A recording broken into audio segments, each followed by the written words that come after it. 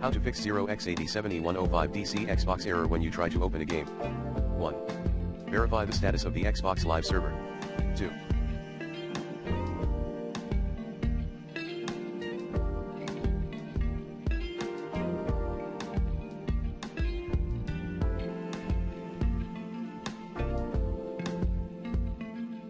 Check then improve your internet connection. And launch the test network connection.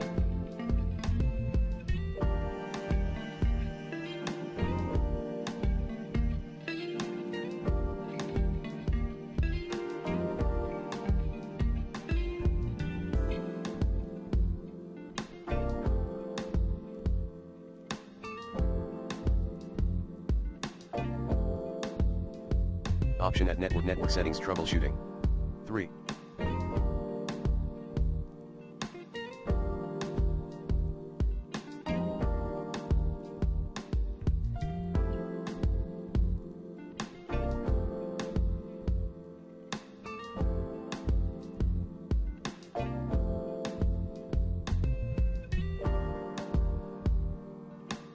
Install the pending updates on your console. 4.